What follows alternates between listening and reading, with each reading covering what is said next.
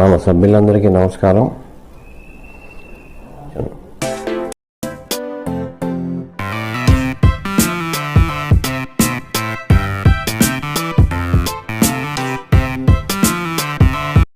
Hi friends, this is Sahadev Varma.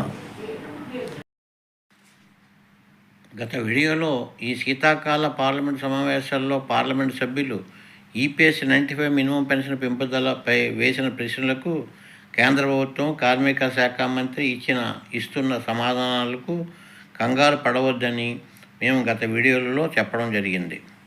ఈ parliament శీతాకాల సమావేశాలు డిసెంబర్ 1వ తేదీ నుండి 19వ తేదీ వరకు చాలామంది పార్లమెంట్ మెంబర్లు ఈపీఎస్ 95 మినిమం పెన్షన్ పెంపుదలపై వేసిన ప్రశ్నలకు అదే పాత సమాధానాలే ప్రభుత్వం దగ్గర నుండి వచ్చాయి. మొత్తానికి ఈ 2025 శీతాకాల పార్లమెంట్ సమావేశాలు డిసెంబర్ 19వ తేదీతో ముగిసిపోయాయి.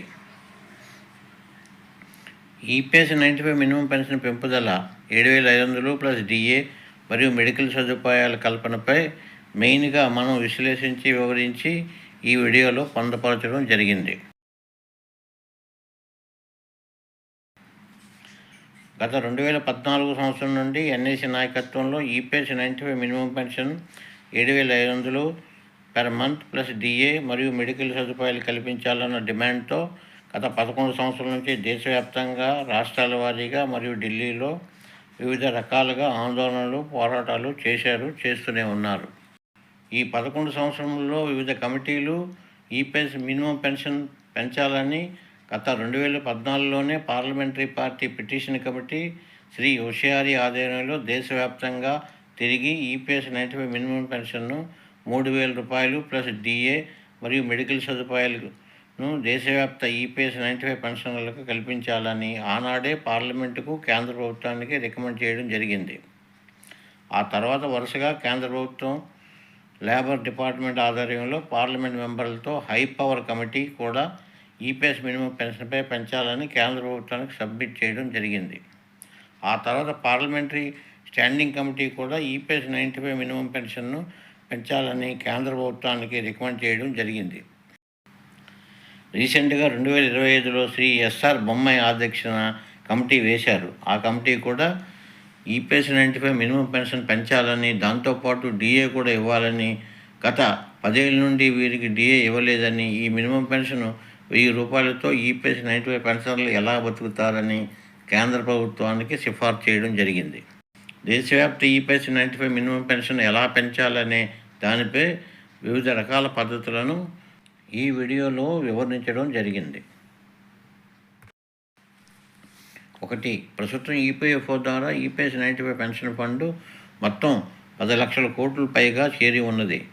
దాని మొత్తంపై ప్రతి సంవత్సరం వచ్చిన వడ్డీలో నుండి మాత్రమే ఈపీఎస్ 95 పెన్షన్ చెల్లింపులు జరుగుతున్నవి. అందులో ప్రతి సంవత్సరం వచ్చిన వడ్డీలో 60% మాత్రమే ఈపీఎస్ 95 పెన్షన్లకు చెల్లింపులు జరుపుతున్నారు. మిగిలిపోయిన వడ్డీ 35% సొమ్ము తిరిగి ఈపీఎస్ 95 పెన్షన్ ఫండ్కు జమ చేయడం జరుగుతున్నది. ఈపీఎస్ 95 ఫండ్ అసలు మొత్తం అలా ఉండి ప్రతి సంవత్సరము వచ్చిన వడ్డీతో 10 లక్షల కోట్ల పైగా పెరుగుతూ పోతున్నది. ఈ ఈపీఎస్ 95 పెన్షన్ ఫండ్ 10 లక్షల కోట్లను కేంద్ర ప్రభుత్వం వివిధ దేశ అభివృద్ధి కార్యక్రమాలకు వాడుకొని మరియు వడ్డీ కోసం వివిధ కంపెనీలు మరియు సంస్థలలో పెట్టుబడి పెడుతుంది. కేంద్ర ప్రభుత్వం కూడా వివిధ తన సొంత కార్యక్రమాలకు ఈపీఎస్ 95 ఫండ్ను వాడుకుంటున్నది. ఇంకో పక్క సపరేట్గా ఈపీఎస్ 95 అన్క్లెయిమ్డ్ ఫండ్ కూడా వేలాది కోట్లు ఈపీఎఫ్ఓ దగ్గర మూలుగుతుంది. దీనిపై కూడా ప్రతి సంవత్సరం వడ్డీ రూపంలో వచ్చుచున్నది. ఇది ఇలా సపరేట్గా ఉంచుతున్నారు. 2. ప్రతి సంవత్సరం పెన్షనరు ఆయన భార్య చనిపోతే వారు పెన్షన్ కోసం కట్టిన డబ్బు అంతా కేంద్రం ఈపీఎస్ 95 పెన్షన్ ఫండ్లో తిరిగి కలిసిపోతున్నది. అంటే 1995 నుండి ఇప్పటి వరకు 2025 వరకు ఎన్నో లక్షల మంది పెన్షనర్లు చనిపోయారు మరియు చనిపోతున్నారు. వారు కట్టిన పెన్షన్ ఫండ్ ఎవరికి చెల్లించరు. ఇది అంతా ఈపీఎఫ్ఓ వారి ఈపీఎస్ 95 మొత్తం పెన్షన్ ఫండ్లో తిరిగి కలిసిపోతున్నది.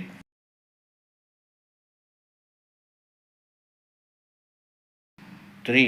ఇకపోతే ఈపీఎస్ 95 పెన్షన్ స్కీమ్ 1995 నవంబర్ నెలలో ప్రారంభించినప్పుడు ఈ ఈపీఎస్ 95 పెన్షన్తో పాటు డిఏ కూడా చెల్లిస్తామని కేంద్ర ప్రభుత్వం ఆనాడు ప్రకటించింది. కానీ 1997, 98, 99, 2000 సంవత్సరం వరకు ఈపీఎస్ 95 పెన్షన్తో పాటు డిఏ కూడా 2% నుండి 4% వరకు మాత్రమే చెల్లించారు.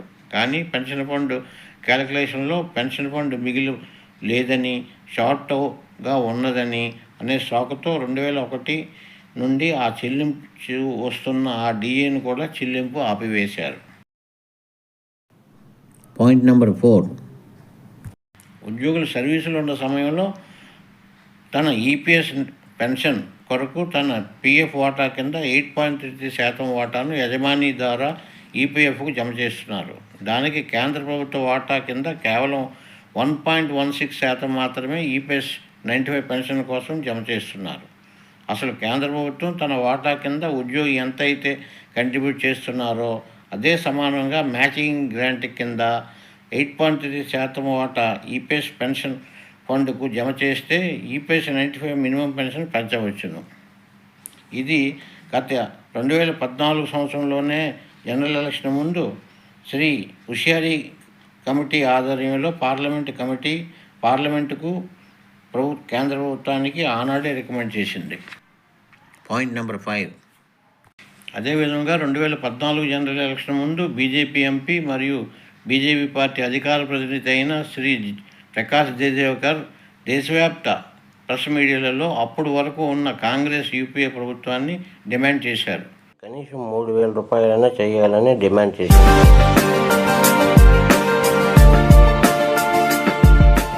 सरकार हमेशा मजदूर विरोधी रही है, अब मजदूरों के साथ और एक छलावा करने जा रही है. आने वाले कैबिनेट के मीटिंग में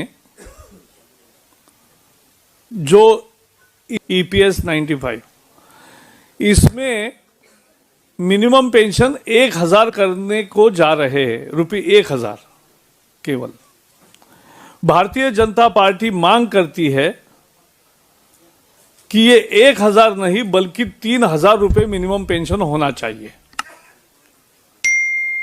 1,000 रुपये मिनिमम पेंशन करना ये मजदूरों के साथ धोखा होगा और एक करते हैं कि कम से कम 3,000 रुपये पेंशन होना चाहिए और वो महंगाई से जुड़ना चाहिए. It must be index to the inflation. हिसाब किया कि जैसे मालिक 8.33 देता है एम्प्लॉयर, वैसे ही अगर सरकार भी 8.33 देगी तो मिनिमम पेंशन 3,000 हो सकता है और उससे ज्यादा वो महंगाई से इंडेक्स भी हो सकता है.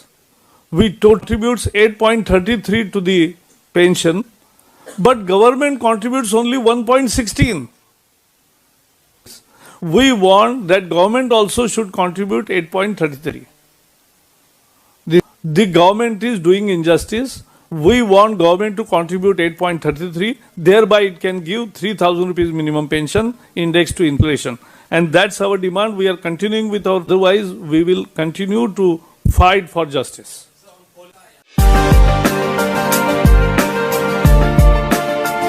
గత 2014 నుండి ఈ బీజేపీ కేంద్ర మోడీ ప్రభుత్వం ఈరోజు 2025 వరకు అంటే సుమారుగా 11 ఏళ్ల కాలం పూర్తయింది. అయినా ఈపీఎస్ 95 మినిమం పెన్షన్ పెంపుదల అంశం అలాగే ఉండిపోయింది తప్ప పరిష్కారం అవ్వలేదు.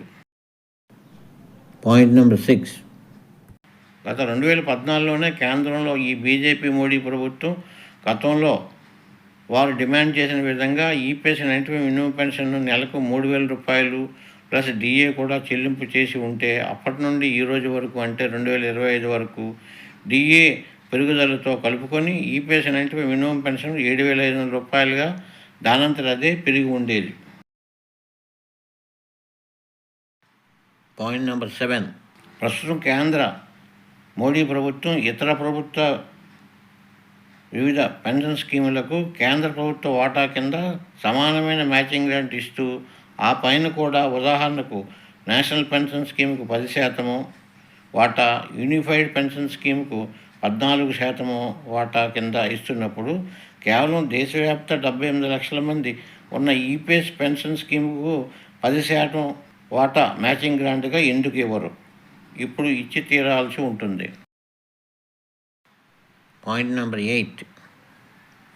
గతంలో ఉన్న కేంద్ర కార్మిక శాఖ మంత్రి శ్రీ భూపేంద్ర యాదవ్ ఏకంగా ఈపీఎస్ 95 పెన్షన్లకు గత కొన్ని సంవత్సరాల నుంచి రిలే హంగర్ స్ట్రైక్ చేస్తున్న మహారాష్ట్రలో బుల్దానాకు వెళ్ళి మరీ త్వరలో మీకు మీ ఈపీఎస్ 95 మినిమం పెన్షన్ పెంచుతున్నాం అని ప్రకటించి మరియు ఈపీఎస్ 95 పెన్షన్లతో సత్కారం కూడా చేయించుకొని మరీ వచ్చారు. आप उनके बुलाना होगी लेकिन आपने बुला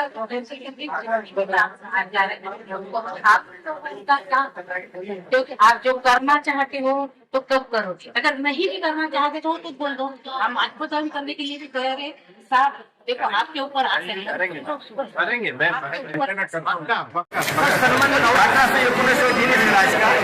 तो सर आपसे मैं आदमी है प्लीज, हाँ हमको कोई पूछता नहीं है।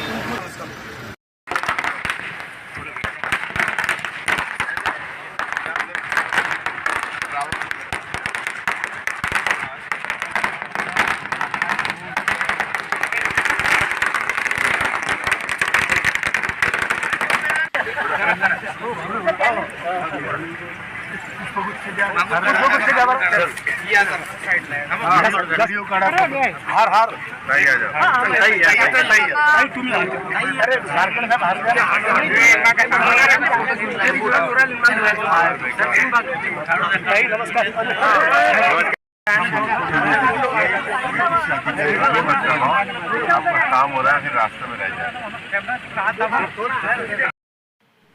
Point number 9. గత 2024 డిసెంబర్లో ఢిల్లీలో జంతర్ మంతర్ వద్ద దేశవ్యాప్త ఈపీఎస్ 95 పెన్షన్లు మహాధర్నా సమయంలో ప్రస్తుత కేంద్ర కార్మిక శాఖ మంత్రి డాక్టర్ మన్సుఖ్ మాండియా గారు ఎన్ఈసీ నాయకులను చర్చలకు పిలిచి మీ ఈపీఎస్ 95 మినిమం పెన్షన్ త్వరలో పెంచుతున్నామని అన్ని డిపార్ట్మెంట్లు ఆమోదం కొరకు కొంత సమయం కావాలని కోరడంతో ఎన్ఈసీ నాయకత్వం దానికి అంగీకరించడం, ఆందోళనకు వాయిదా వేసుకోవడం జరిగింది. Point number 10. గత 2024 డిసెంబర్ నెల నుండి కేంద్ర ప్రభుత్వం మరియు కేంద్ర కార్మిక శాఖ మంత్రి గారికి ఎన్ఈసీ నాయకుల మధ్య వివిధ దఫాలుగా చర్చలు జరిగాయి. మొన్న అక్టోబర్ నెలలో సిబిటి మీటింగ్ సమయంలోనూ రిటర్న్గా హామీ కూడా ఇచ్చారు. కేంద్ర ప్రభుత్వం గత సంవత్సరం నుండి ఈ ఈపీఎస్ 95 మినిమం పెన్షన్ పెంచుతున్నాము అదుగో ఇదిగో అని ఈపీఎఫ్ఓ 30 వెర్షన్లో మార్పులు చేర్పులు అంటూ ఈపీఎస్ 95 ఫండ్ ప్రస్తుతం ఎంత ఉన్నది, మినిమం పెన్షన్ పెంచితే ఎంత అవసరం ఉంటుంది అని లెక్కలు వేస్తున్నామని 1 సంవత్సరం కాలం పాటు వాయిదాలు వేసుకుంటూ వచ్చారు.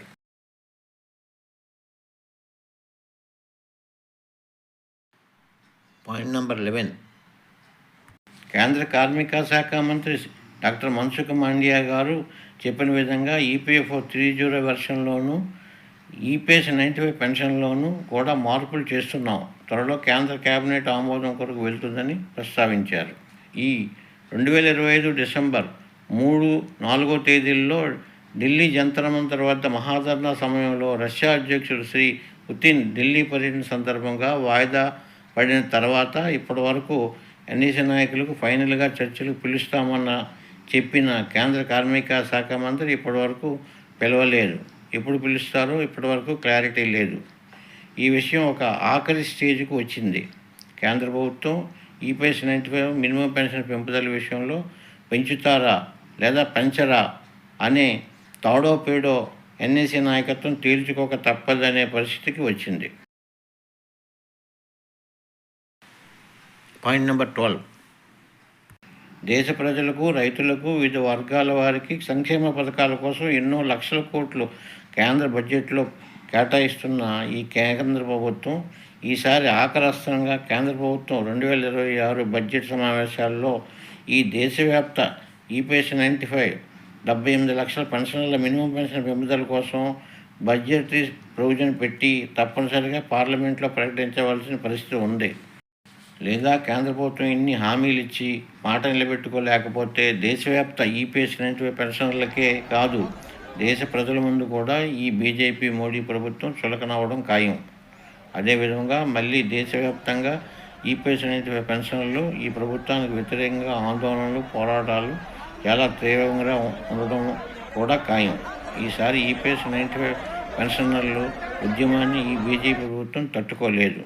ఎన్ఈసీ నాయకత్వానికి ఈ బీజేపీ కేంద్ర ప్రభుత్వంతో తాడో పేడో తేల్చుకునే సమయం వచ్చినట్లు అవుతుంది.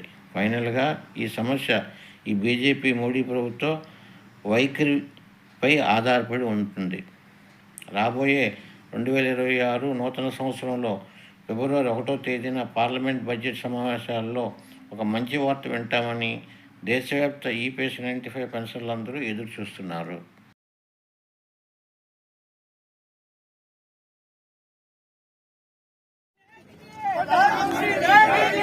मोदी जी अपना वचन निभाओ, मोदी जी अपना वचन निभाओ, मोदी जी हमारे साथ वचन दिया।